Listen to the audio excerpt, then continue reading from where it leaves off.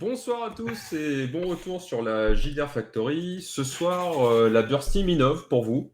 On sort de 5 petites séances où on a joué à Shadowrun Anarchy et on a décidé qu'on allait innover pour vous un débrief ou un making-of, quelque chose entre les deux où on va revenir sur notre expérience du jeu et puis vous prendre par la main pour vous montrer un petit peu par où on est passé et vous donner un peu nos impressions sur le jeu.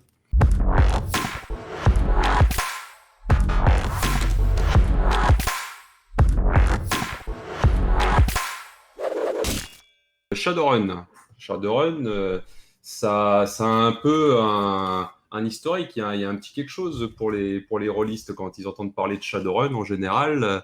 Et Ça veut j'en dire beaucoup connais. de dés.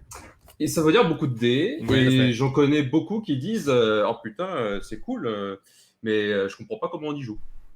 C'est Ou, vrai. J'ai jamais compris. Moi, quand j'ai fait mes vieilles parties de Shadowrun par Anarchy, normal, le MJ me donnait une fiche. Tu vois, je vais faire à peu près ça. Il me faisait la fiche, puis il me disait lance ça. Je regardais. J'ai jamais compris les règles, mais j'ai bien joué. C'était sympa. Fabien, Axel, Seb. Bah, c'est un Pareil. peu ça. Voilà, il y a Shadowrun, il y a une aura particulière, le truc de fantasy cyberpunk qui me fait vachement envie dans les thèmes abordés. Le jeu à mission, le côté ça flingue dans tous les sens, moi c'est un truc qui me parle. Et par contre, le système, il y a ce côté, tu passes 2 heures, si t'es un mec qui joue avec la matrice, tu joues pas. Si t'es pas dedans, si t'es un mec qui est sur le plan astral, c'est la même chose.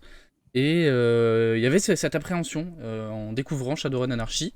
Peut-être qu'on va y revenir un peu après là-dessus, mais c'est vrai qu'il y a ce passif-là comme tu dis, de monstre injouable, quoi. Tu te fais chier pendant les parties quand tu jettes pas les sauts de dés. Ouais. Et ouais. Mais bon.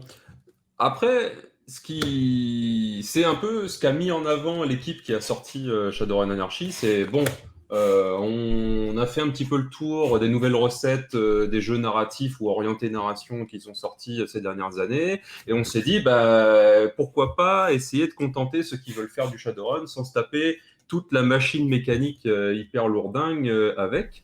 Et bah, du coup, ça a donné Shadowrun Anarchy, où on est entré dans le jeu pour jouer à Vegas, qui est un setting que moi j'avais dans mes cartons depuis plusieurs années.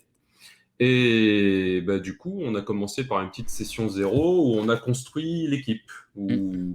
Est-ce que vous aviez des attentes particulières vis-à-vis du jeu ou est-ce que l'idée du cyberpunk, ça vous évoquait quelque chose en particulier?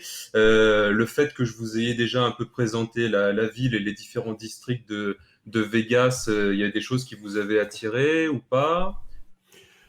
Je trouve qu'il y a un truc qui aide pas mal à l'immersion, en tout cas sur ce que tu nous as présenté, c'est les pré-tirés, Mm. qui permettent quand même d'avoir un panel assez complet de ce qu'on peut jouer. Enfin, ça donne vraiment une direction, je trouve, au jeu. Donc on voit l'étendue des runners, de ce que ça peut être. On en avait déjà parlé, parce que je crois que je me demande si c'était pas sur la session plus courte qu'on avait faite ensemble avant. On avait déjà parlé, on avait peut-être évoqué le fait qu'il n'y avait pas beaucoup de personnes de pré-tirés qui étaient sociaux, des faces, je crois, il me semble. Tout à fait. Donc ça oriente quand même pas mal en phase action, malgré tout, mais c'est quand même, enfin, moi qui ne connais, c'est ni Shadowrun ni Shadowrun Anarchy, ça donne quand même une impulsion sur ce qu'on va jouer, et du coup, ça m'a pas mal aidé, en tout cas, à savoir ce que j'avais envie de jouer, moi aussi, de mon côté. Mm. Ouais, Euh, clairement, les prétéris sont vraiment super. Moi, je connaissais bien Shadowrun avant. Il se trouve que, en bon petit soldat, je m'étais mis à faire les jeux vidéo Shadowrun, là, ceux qui sont sortis en 2016, juste avant pour me mettre dans l'ambiance, donc j'étais chaud bouillant. Et en fait, je savais pas trop quoi faire parce que sur le système, c'est compliqué quand on fait comme ça, genre une session de 5 séances, de se bouffer le système d'un coup et de le comprendre. mm. Et donc, moi, j'étais super chaud pour des prétirés. Et c'est franchement, j'en ai rarement vu d'aussi bon dans un jeu. Et surtout, il n'y a pas que il y a pas qu'une histoire de mécanique, il y a aussi tous les tag words, tous les mots-clés, les phrases clés que tu dois sortir, etc., qui sont écrites et qui sont géniales et qui te mettent, qui te font un roleplay aux petits oignons super rapide et tu n'as plus qu'à rentrer dedans. Enfin, moi, j'étais vraiment impressionné. Il y a au moins 3-4 prétirés. Ah, j'aimerais trop jouer celui-là. Ah, bah oui, celui-là aussi. Donc, voilà. bien joué. Franchement, gros truc sur ce bouquin, c'est les pré-tirés, quoi. Ouais, carrément. C'est vrai que ça permet justement d'avoir, comme vous le disiez, une idée de la fiction. Je reviens sur les mots-clés, vous les avez vus passer rapidement sur les sessions. Enfin, non, vous les verrez pas passer sur les sessions d'enregistrement. Mais c'est quelque chose qui ancre vraiment le personnage et qui en plus est récompensé mécaniquement. Donc, moi, c'est un truc que j'aime beaucoup. C'est que tu as ta mécanique qui influe sur ta fiction et ta fiction qui influe sur ta mécanique. C'est un truc que j'aime beaucoup. En plus du texte, enfin les pré-tirés sont faits en 2 pages, si je dis pas de bêtises. Une page de texte background un peu costaud où t'as des éléments de contexte pour savoir comment créer ton personnage. Et t'as en plus, sur la feuille de perso, ces éléments de narration avec c'est des attitudes, c'est des catchphrases, enfin des gimmicks littéralement. Et ça marche trop bien quoi. Effectivement. Ouais. Pardon, excuse-moi, vas-y. Non, vas-y. Et bah, le côté, moi je suis très content. T'as du Cyberpunk, tu peux jouer des nains. Voilà, déjà ça me parle direct. Tu peux jouer des câblés. C'est pour ça que moi je me suis tourné direct vers le rigueur. C'est un truc que j'avais vraiment envie de jouer dans du Shadowrun. À chaque fois, tu te dis, ouais, mais t'as 12 drones. Comment tu gères le fait d'avoir lancé des dés partout pour les drones? Et Shadowrun Anarchy a fait ça super bien, quoi. Ouais, on est gâté en français pour une fois parce que la version française de Shadowrun Anarchy et de manière générale, toutes les versions françaises de Shadowrun sont de bien meilleure qualité que les versions anglaises parce que l'équipe de relecteurs et de traducteurs français sont très pointilleux, sont des amoureux du jeu. Et c'est pas juste des gens qui ont une deadline à tenir, c'est des gens qui veulent que quand le produit sorte, ce soit un produit de qualité. D'accord. Et sur Shadowrun Anarchy en particulier, tout le monde, tous les vieux routards qui connaissent très bien Shadowrun ont encensé les pré-tirés qui couvrent, si c'est possible, tout le spectre connu des personnages qu'il est possible de faire dans Shadowrun. Moi, de mon expérience de JDR, j'avais jamais vu une liste de pré-tirés aussi conséquente. Je crois qu'il y en a presque une centaine ou pas loin. Et vraiment qui couvre tout ce qui est possible de faire dans le jeu. Je fais une petite parenthèse technique sur ce que tu disais en parlant des tag words, des répliques du jeu. La mécanique du jeu met en avant 3 éléments sur chacun des personnages. Des tags qui sont 6 petites étiquettes qui définissent vos personnages de manière très grossière. Par exemple, Seb, tu jouais Rucus, un troll. Troll faisait partie de tes étiquettes. Et tu en avais quelques autres qui définissent de manière très rapide comment ton personnage se comporte. Au-delà des étiquettes, il y a les répliques, qui sont des petites catchphrases que vous pouvez placer lors de certains, au moment opportun, pour faire un peu, pour se la jouer un peu en mode film d'action. Et lorsque la réplique est bien placée, ça vous permet de gagner des avantages. Et la dernière catégorie, c'est les comportements. C'est des choses qui vont définir comment votre personnage agit s'il suit son inclinaison naturelle. Ces 3 catégories, quand vous agissez en les suivant ou en les utilisant, vous récupérez des points d'anarchie qui permettent d'influer le jeu. Donc les points d'anarchie, quand même, c'est le truc quand même dans ce jeu. Ah, c'est dans le titre, donc... Ouais. Mais c'est super parce que c'est l'idée, moi qui suis un gros amateur quand même de jeux narratifs, je trouve que c'est une approche qui est super intéressante, c'est celle que tu as faite pendant toute la game. C'est-à-dire, tu nous dresses une situation, puis tu l'envenimes, et quand on en a marre, on doit crier « Anarchie !» et penser pour te couper et prendre la parole, parce que et ça marche très bien. Je trouve que les mecs qui ont fait ça ont réfléchi à une manière intelligente de mettre du narratif dans le jeu, parce que ça correspond bien au trope du jeu. C'est-à-dire, la merde grossit, à quel moment tu deviens un héros et tu pètes ton point pour le faire, quoi. Et c'est pour l'immersion dans le jeu.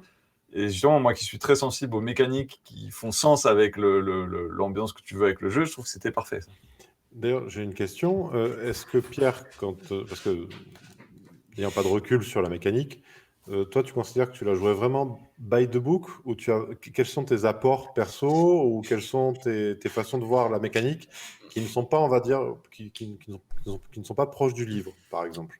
Alors, c'est difficile de répondre à ta question parce qu'en fait, le livre est un peu construit comme un gros catalogue avec les règles de base est plein de possibilités pour gérer tous les sous-systèmes qui sont assez conséquents dans Shadowrun. Si on veut jouer la magie, il y a un sous-système. Si on veut jouer l'invocation d'esprit, il y a un sous-système. Si on veut jouer la matrice, il y a un sous-système. Si on veut jouer le contrôle de drone, il y a un sous-système, les courses-poursuites, etc.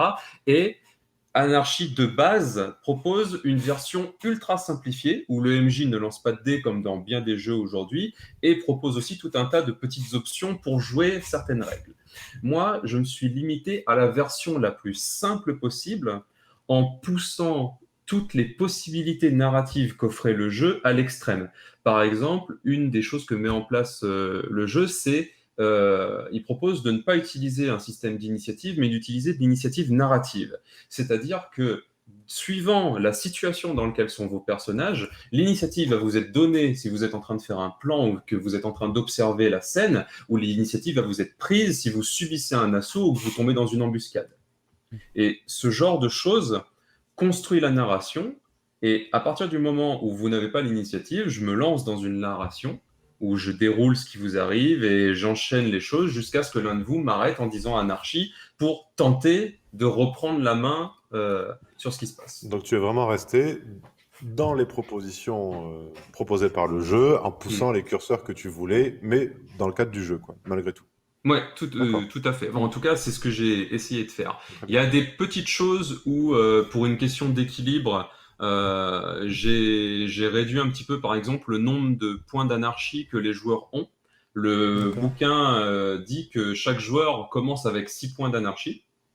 Et dans les parties que moi j'ai fait avec les joueurs qui connaissent très bien Shadowrun, on a tous trouvé que 6 points d'anarchie, pour des gens qui étaient un peu à l'aise avec la mécanique, c'était beaucoup. Il n'y avait jamais d'impression de danger avec 6 points d'anarchie. D'accord, mais c'est une modification, on va dire. T'as pas changé le jeu, quoi. T'as juste réduit un curseur, mais t'es resté dans les cadres du jeu. Enfin, ça se fait, quoi. Dans n'importe quel jeu de rôle, il y a trop de PV, il y a moins de PV. Ça, c'est vraiment du curseur, mais tu changes pas drastiquement le... Voilà, j'ai fait quelques petits ajustements comme ça, mais globalement, je suis très très en phase avec la proposition de jeu qui est faite dans le bouquin. Ok, donc en résumé, l'accord mécanique, pas d'ajout et des curseurs poussés là où tu voulais, quoi. Okay. Bon, on a testé un nouveau format pour ces 5 épisodes. On a réussi à faire 5 séances de jeu et raconter un arc narratif avec des séances qui faisaient 2 heures, parfois moins. Ce qui, je sais pas pour vous, mais moi, mon expérience, c'est des parties qui sont très courtes, où malgré tout, on arrive à aller directement au cœur de l'action et à monter vraiment des épisodes qui ressemblent à des épisodes de séries télé. Est-ce que ça a été votre sentiment par exemple, si je reviens sur le premier épisode où on a un peu l'icebreaker, où on vous place dans ce district d'Andersen qui est complètement à l'abandon, où il n'y a pas de police, où il y a un maire qui essaye de mettre en place de l'ordre en utilisant le bon vouloir de la communauté et de la souder entre elles contre les difficultés ambiantes. Vous avez cette petite maison qui est un peu à l'écart de la ville où vous êtes des runners, vous êtes équipés, donc c'est à la limite du no man's land, mais vous avez ce qu'il faut pour repousser les assauts. Chacun fait un peu son petit bazar. Comment vous avez vécu cette première mise en situation ? Je prends la main rapidement. Moi j'ai trouvé, franchement, ça fait partie des épisodes que j'ai préféré jouer. J'ai adoré ton approche de nous placer dans la maison en fait, à des endroits différents et nous faire jouer des mini-scènes. Moi j'avoue que ça m'a mis tout de suite dans l'ambiance et ça m'a tout de suite fait rentrer dans le personnage de Hardpoint.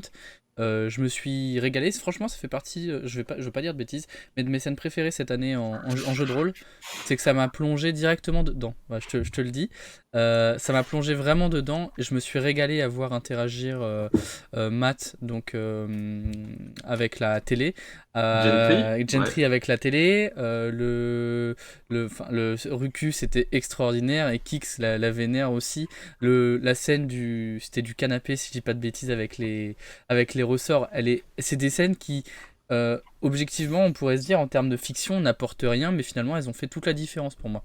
Où est Gentry? Ok, j'en sais où il est. Putain, s'il était là, au moins il pourrait m'apporter une bière, quoi. Attends. D'un seul coup, la télé se met à remarcher, puis ça change de chaîne. Hop, ça passe sur une chaîne d'émissions de cuisine du monde. Oh, Ça parle en chinois. Vous voyez un, un Asiatique qui semble déambuler dans une forêt de bambou. Il a un sachet de riz à la main avec une casserole. Il y a des petits drones qui sont en train de le filmer autour de lui. À ce moment-là, Rucus se dirige vers le conduit de cheminée qui est complètement délabré.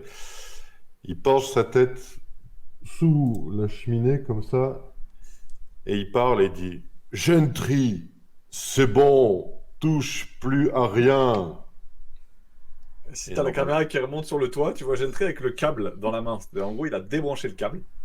Et il est là comme ça et il fait putain, mais j'y comprends rien quoi. Ok, je touche plus à rien. Il laisse tomber le câble, il regarde l'antenne qui en gros n'est pas branchée sur rien du tout et qui comprend pas pourquoi la télé marche quoi. Et là, la caméra revient sur Rucus et Rucus il dit « Voilà, ça a l'air de marcher. » Et il vient se poser, enfin comment dire se poser, il vient étaler l'entièreté de sa masse sur le canapé qui devient beaucoup moins adapté à plusieurs personnes une fois qu'il est dessus.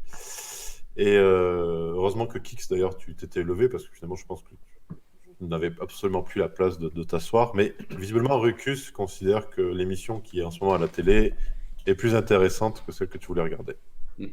Tu vois d'ailleurs au moment où Rucus s'assoit, il y a un deuxième ressort de l'autre côté, poum, qui fait un trou dans le coussin pour l'éventrer de plus belle. Oups. Mais c'est pas mon émission, ça. Il est où le mec déguisé en poulet qui passe dans la machine à chouchi, là? Hein? C'est quoi ça? C'est quoi ce truc? Pétard, mais il y a un mec qui... Mais qu'est-ce qu'il fait avec le riz? Il va le cuire. Ah, ça se mange comme ça? C'est pas dans les Oui. sachets fabriqués? Inutile donc indispensable. Complètement. Petite Alors ça, je parenthèse, voudrais faire quand même un petit zoom là-dessus, puisqu'on parle de la mécanique et en même temps de la manière de faire du jeu de rôle. Pour moi, ce qui a été très intéressant là-dedans, c'est que je le dis pour les gens qui font du jeu de rôle, c'est un très bon conseil pour des joueurs. Le play to win, c'est pas toujours le meilleur truc, et le play to lose, qui est quand même un grand truc qu'on pratique au bout d'un moment de certain nombre d'années de jeu de rôle, le play to lose, c'est vraiment un truc vers lequel vous allez. Et surtout, d'aimer jouer les défauts des personnages. Et très honnêtement, moi, mes deux personnages préférés, ça a été Kix et Rucus. Et j'ai trouvé que mon personnage était moins intéressant parce qu'il était plus, comment dire, normal, quoi. Enfin, plus équilibré. plus équilibré, voilà. Et en gros, pour expliquer, dans la fiche de perso, Rucus et Kix, donc le personnage de Seb et de Fab, ont décidé de se mettre un score d'intelligence de merde. Et je l'ai fait plein de fois, moi, un personnage qui fait je me mets 8 en intelligence à DD, mais quand même, je suis intelligent quand il faut pour trouver les énigmes. Et eux, pas du tout. Je mettrai peut-être des extraits dans la vidéo, mais ils ont joué comme des débiles. Mais bien genre, et c'est ça qui a apporté tout le truc de la scène, c'est qu'ils se sont permis de dire ok, il est con, donc il va être un peu con. Et je vais m'interdire des trucs. Vous êtes interdit à plein de moments de tirer des plans sur la comète, de faire des stratégies, ce que, en fait, mon personnage est celui d'Axel, on a fait, parce qu'on était ceux qui avaient de l'intelligence. Par contre, tous les moments où il a fallu foutre le bordel, etc., ça venait de vous, c'est normal, parce que, bah ouais, j'ai une grenade, je vais m'en servir. Tu balances ta grenade, tu te réfugies dans la pièce. T'es deux. Non, non, parce que moi, je veux voir ce que ça donne. En fait, je me dis que je suis à l'abri parce que je suis loin. Mais... Donc, tu ne demandes pas à Gentry de fermer la porte. Non. Tu vois qu'il y a un gros bouton rouge d'urgence dans la pièce pour fermer la porte. Ok. Anarchie! Est-ce que moi, je peux y penser à sa place de fermer la porte? Moi, je me vois avec un sourire béat, comprendre de la blague que j'ai faite. Tu vois, donc... Et voilà, et donc quand je comprends que cet elfe magnifique, mais aussi extrêmement débile, n'a pas fermé la porte, je fais clic pour la porte s'enferme. Et tout ça, pour moi, c'est vraiment un truc qu'on pratique tous, hein, mais que je conseille vraiment aux joueurs de jeux de rôle, n'hésitez pas à appeler Toulouse et n'hésitez pas à jouer sur les défauts de vos personnages. Le but, c'est pas, et surtout en plus avec les jeux narratifs, le but, c'est pas de gagner le scénar, quoi. Le but, c'est de s'éclater et de le rendre vraiment haut en couleur. Et un système narratif y aide beaucoup. Et le fait d'avoir des joueurs qui jouent sur les défauts de leur personnage, encore plus. C'est clair. Moi, si je peux conseiller d'intégrer une scène, c'est l'arme lourde. La première apparition, elle est extraordinaire.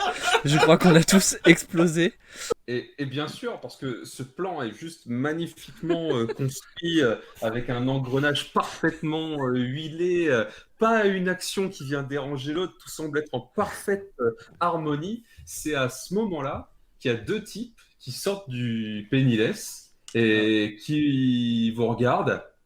Et il y en a un qui... Anarchie. Il y a... Ah, il faut utiliser l'arme lourde. Et là, à ce moment-là, Rucus, qui était en train de discuter Bonjour. avait donc son arme lourde dans la main. Et chose que vous n'avez pas vraiment bien percuté, c'est qu'en fait, il la porte depuis tout à l'heure à l'envers.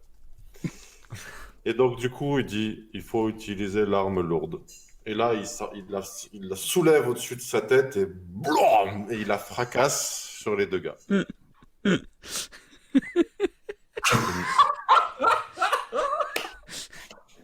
Le mec, il veut pas utiliser agilité. Je veux utiliser force.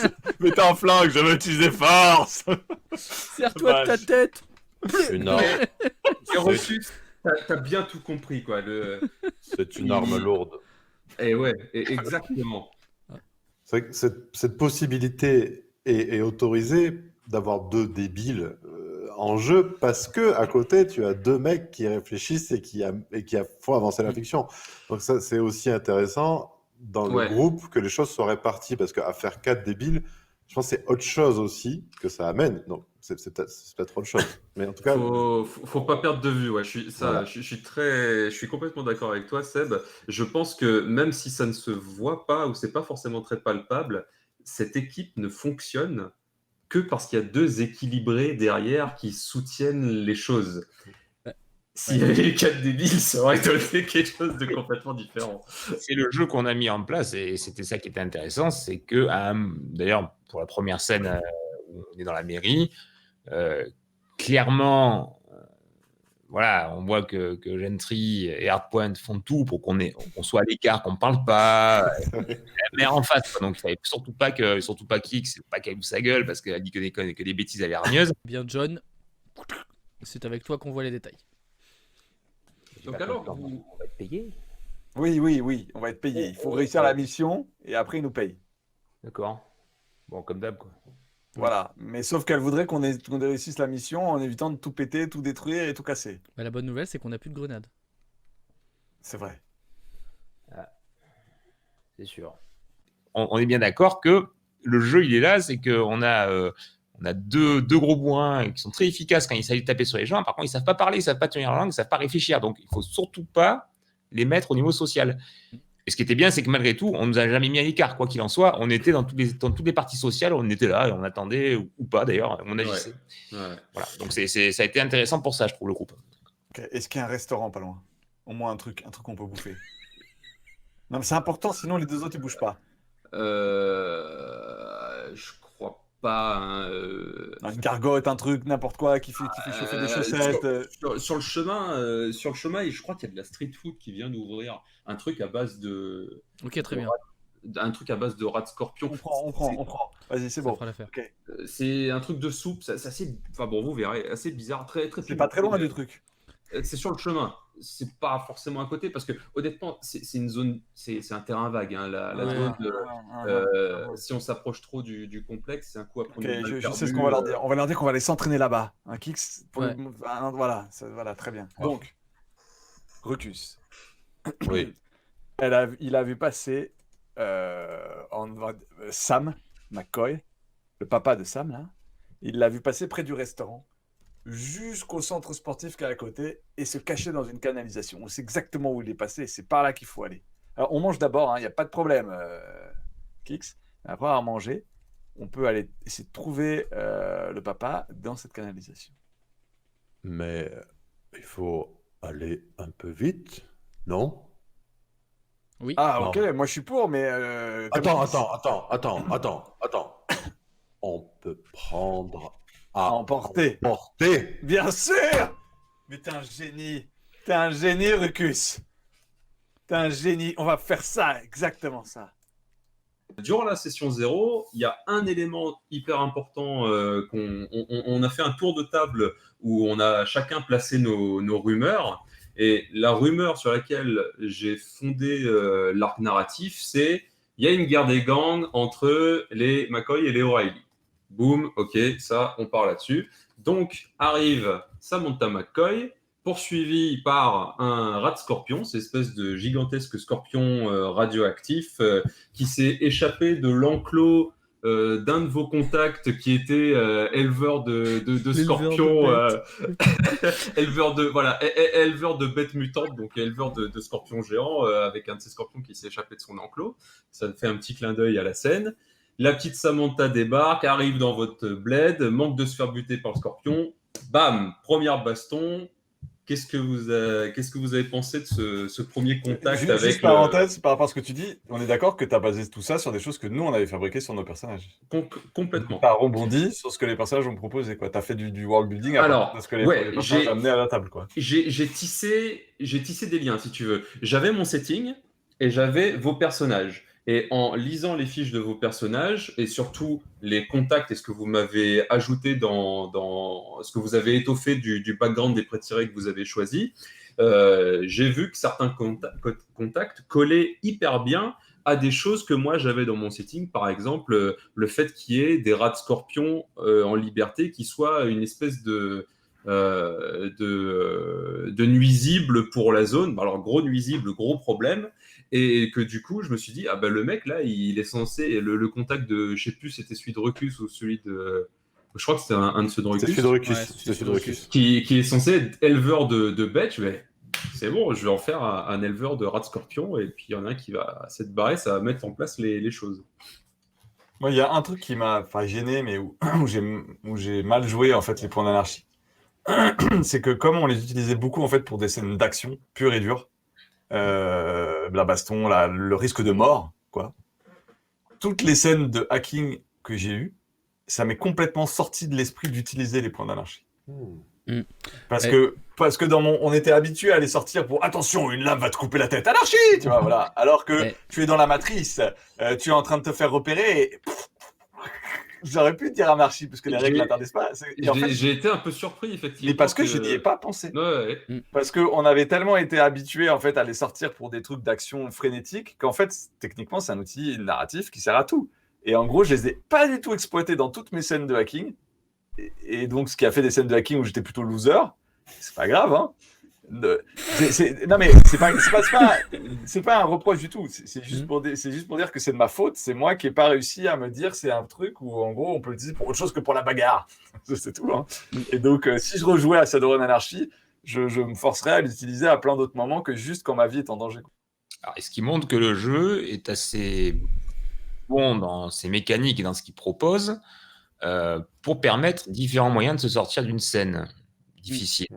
Et alors, je fais un parallèle qui parlera peut-être pas pour parce que là, je cite un jeu off, mais donc on joue aussi sur Donjons et Dragons, donc des personnages. Et moi, je joue encore un gros bourrin en combat, pas une constante. Hein, pourtant, j'ai fait autre chose, mais là, pour le coup, de personnages. Et je m'amuse beaucoup plus à jouer à Shadowrun Anarchy, un gros bourrin en combat qui peut faire plein de choses, inventer plein de trucs, utiliser plein de narrations. Ou même, je vois que Seb, voilà, il a fait de la même façon un peu ce qu'il a voulu avec un perso qui, à la base, pourrait faire, j'appuie sur le bouton clic droit souris, je tape. Alors que sur DD5, je fais clic droit souris, je tape. Parce que, malheureusement, DD5 me pousse à ne pas faire du narratif, mais à faire du technique, du tactique. Et c'est peut-être moi, hein, je prends pas mon kiff parce que je me sens limité. Voilà. Alors que finalement, avec le système anarchie, avec les points, les possibilités qu'on peut faire avec les points pour intervenir dans la scène, pour sortir un flashback, pour sortir un truc, ça donne plein d'idées et on peut gérer donc finalement un personnage qui à la base ne devrait faire que du combat, on peut prendre de la liberté pour faire autre chose. Donc ça, pour moi, ça prouve encore que le système est vraiment bien Ça, pensé. je pense que c'est le propre des systèmes narratifs, en fait. Parce que Oui, le principe d'un système narratif, c'est raconter une bonne histoire, c'est pas simuler une réalité. On te dirait, en simulant la réalité, on ne peut jamais faire peur à un rat en lui gueulant dessus, ça n'a pas de sens. Mais dans un système narratif, si, teste, on verra. Enfin, quelqu'un pourrait te dire, mais si, dans Donjons et Dragons, tu peux toujours le faire. T'as qu'à faire un test d'intimidation. Et si le MJ est gentil, tu peux. C'est ça, c'est qu'en fait, dans Donjons et Dragons, il faut que le MJ ait envie d'extraire Donjons et Dragons de son côté tactical RPG pour arriver à quelque chose de plus narratif. Mais c'est vrai que quand tu prends les règles stricto sensu, tu vas être, entre guillemets, enfermé dans ce côté très tactical. Alors que là, le jeu narratif, de facto, il te dit ce qui compte, c'est la narration. Donc ça te libère plus facilement. Enfin, après, je suis d'accord avec ça. Je sens qu'on trouvera des gens qui disent « Oh, j'ai toujours joué à Donjons et Dragons de manière hyper libre ». J'en doute pas une seconde, mais je pense que ça aide beaucoup d'avoir un système narratif pour aller. Mais je rejoins Fabien là-dessus. En fait, ce que je constate, c'est que plus un jeu est précis dans la liste des choses qu'il est possible de faire, moins on laisse l'opportunité aux joueurs de s'emparer de choses si elles étaient un peu moins décrites ou avec des phrases plus génériques, moins de précision. Compléter ces précisions, c'est du coup la tâche du joueur pour l'utiliser dans sa situation, et ça ouvre beaucoup plus les portes à la narration et à prendre en main s'approprier le système. Ce que Donjon ne fait pas effectivement. Moi, j'avais quand même un truc à dire. Je me suis Ouais. interrogé, parce qu'en parlant des petits trucs à la fin, parce que quand même, Oui. l'évolution de Rucus, c'est quand même qu'il retourne dans sa maison et qu'il rencontre l'esprit de Nana Ricard, et qu'à la fin, devant le boss de fin, Nana Ricard prend possession, ou s'incarne de manière prononcée dans le corps de Rucus. Donc là, j'ai un combo de stats que je vous en parle même pas. Quelque chose qui dépasse de lui comme ça, et qui semble être le corps et le visage d'une femme que peut-être vous ne connaissez pas spécialement, mais qui s'appelle peut-être Mama Ricard, en tout cas vous ne savez pas, mais il y a une aura comme ça extraordinaire et qui dit ouais, de toute façon il va bien falloir que je parle à Lorkhan à un moment ou un autre.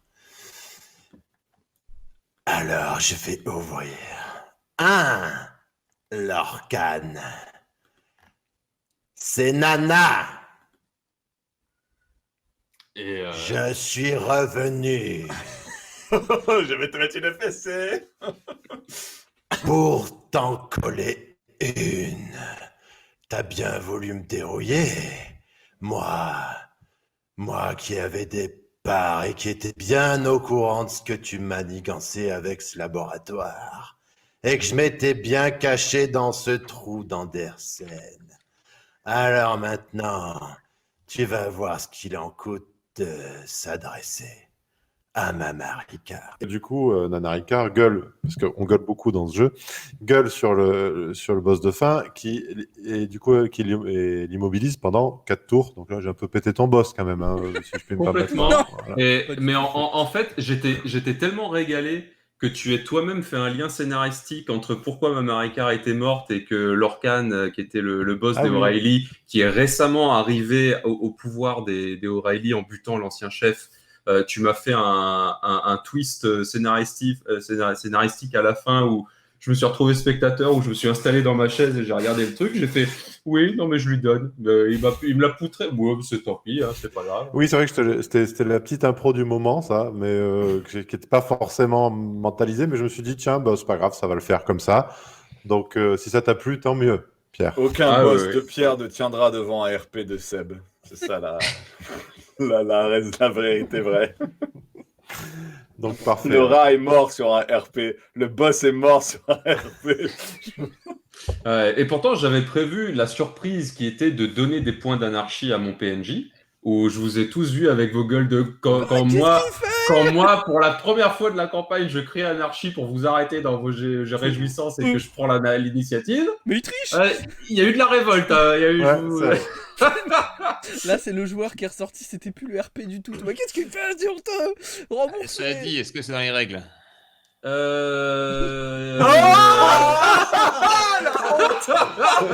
je m'en fous. Non, c'est pas. Non, il a très bien fait de le faire. Oui, Moi, c'est ça m'a vrai. juste fait penser à Seven Seas où les vilains peuvent avoir des points aussi pour agir.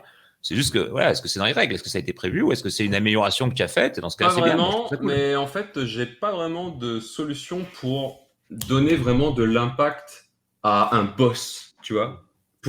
C'est quelque chose d'assez emblématique où l'équipe de runners arrive face au boss et ils sont sur un même pied d'égalité, tu vois. Et si j'utilise pas cette mécanique inhérente au jeu, les joueurs ont quand même grave le dessus, quoi. Ah oui. Hmm. Donc Oui, ouais. pour juste donner suffisamment de tension pour qu'ils se posent juste la question, tu sais, qu'ils se disent ah, est-ce que ça va passer? C'est juste ce moment-là qu'il faut réussir à créer. Le joueur qui se dit putain, est-ce que ça va passer? Et si tu amènes pas quelque chose mécaniquement pour pouvoir créer cette situation de tension, ça peut donner des moments un peu plats. Ok, bah, je crois qu'on a fait le tour de la question. Merci à tous de nous avoir suivis et d'avoir regardé cet épisode de débrief / making of. J'espère que ça vous aura plu. Et puis, à une prochaine fois sur la JDR Factory. Ciao à tous. À bientôt. Ciao. Salut.